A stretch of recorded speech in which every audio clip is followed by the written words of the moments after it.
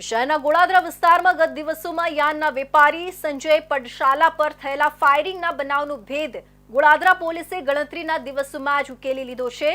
પોલીસે આ કેસના મુખ્ય આરોપી હરેશ ગજેરાને ઝડપી પાડ્યો છે, જેને સોપારીના આધારે આ હુમલો કરાવ્યો હોવાનું ખુલ્યું છે। પ્રાથમિક તપાસમાં પત્ની સાથેના કથિત સંબંધોની શંકા આ હુમલા પાછળનું કારણ હોવાનું સામે આવ્યું છે। સુરતના ગોળાદરા વિસ્તારમાં ધોળા દિવસે યાનના વેપારી પર ફાયરિંગ કરવામાં આવ્યું હતું। ઘટનામાં વેપારી ઇજાગ્રસ્ત થતા સારવાર અર્થે ખસેડવામાં આવ્યા હતા। આ ચકચારી ઘટનામાં પોલીસે સોપારી કિલિંગ આરોપીની ધરપકડ કરી હતી। સંજય પટશાલા નામના યાનના વેપારી પર ગોળાદરા વિસ્તારમાં પાછળથી ફાયરિંગ કરવામાં આવ્યું હતું, જેમાં વેપારીની પીઠના ભાગે ગોળી વાગી હતી। ઘટનાની જાણ થતાં જ ગોળાદરા પોલીસનો કાફલો ઘટનાસ્થળે પહોંચી ગયો હતો અને તપાસનો ધમધમાટ શરૂ કર્યો હતો। પોલીસે પ્રાથમિક તબક્કામાં સીસીટીવી ફૂટેજ, બાતમીદારો પાસેથી મળેલી માહિતી અને ટેકનિકલ સર્વેલન્સના આધારે આરોપી સુધી પહોંચવામાં સફળતા મેળવી હતી। પોલીસ તપાસમાં ચોંકાવનારી હકીકત બહાર આવી છે કે આ ફાયરિંગ પાછળ વ્યક્તિગત વૈમનસ્ય જવાબદાર હતું। આરોપી હરેશ ગજેરાએ પોલીસ પૂછપરછમાં જણાવ્યું કે તેને સંજય પટશાલા અને પોતાની પત્ની વચ્ચે સંબંધ હોવાની શંકા હતી। આ શંકાના કારણે તેણે સંજયને ધક્કો આપવા, નુકસાન પહોંચાડવા માટે તેની સોપારી આપી હતી। જો કે હાલ પોલીસ આ સંબંધોની હકીકતની પણ ઊંડાણપૂર્વક તપાસ કરી રહી છે। આ સમગ્ર કેસ અંગે ડીસીપી ભગીરથ ગઢવીએ માહિતી આપતા જણાવ્યું હતું કે પોલીસે ઘટનાના તરત પછી કરેલી કાર્યવાહીમાં આરોપીની ઓળખ કરી અને તેને ઝડપી પણ લીધો છે।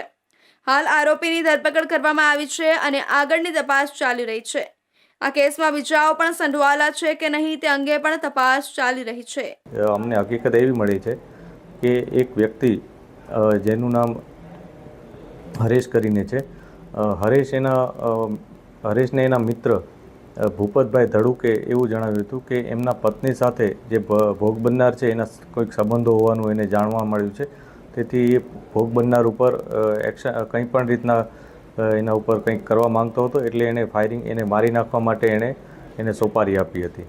આ સોપારી લઈ અને 25 લાખમાં એ લોકોએ બંને નક્કી કર્યું હતું। એમાં જે હરેશ છે, જે આરોપી, એને પોલીસે પકડી પાડ્યો છે। એની પાસેથી 5 લાખ રૂપિયા પણ અમે રિકવર કર્યા છે અને આ હરેશે અન્ય એની પોતાની પાસે કામ કરતા એક વ્યક્તિને આ વસ્તુ જણાવી હતી। એણે ફર્ધર બીજા 2 વ્યક્તિઓને આના માટે હાયર કર્યા હતા અને છેવટે એ લોકોએ રેકી કરી અને આ વ્યક્તિ જે ભોગ બનનાર છે એના ઉપર ફાયરિંગ કરાવ્યું હતું। ભોગ બનનાર બચી ગયા છે, પરંતુ એના ઉપર ફક્ત આ જ કારણસર ફાયરિંગ કરવામાં આવ્યું હતું। પોલીસે મુખ્ય આરોપીને ઝડપી પાડ્યો છે, ત્યારે આ કેસમાં અન્ય કોઈ વ્યક્તિઓની સંડોવણી છે કે કેમ અને પત્ની સાથેના સંબંધોની શંકા પાછળની સત્યતા શું છે તે અંગે વધુ તપાસ ચાલી રહી છે। આ ઘટનાએ સુરતમાં કાયદો અને વ્યવસ્થાની સ્થિતિ અંગે ફરી એકવાર ચર્ચા જગાવી છે।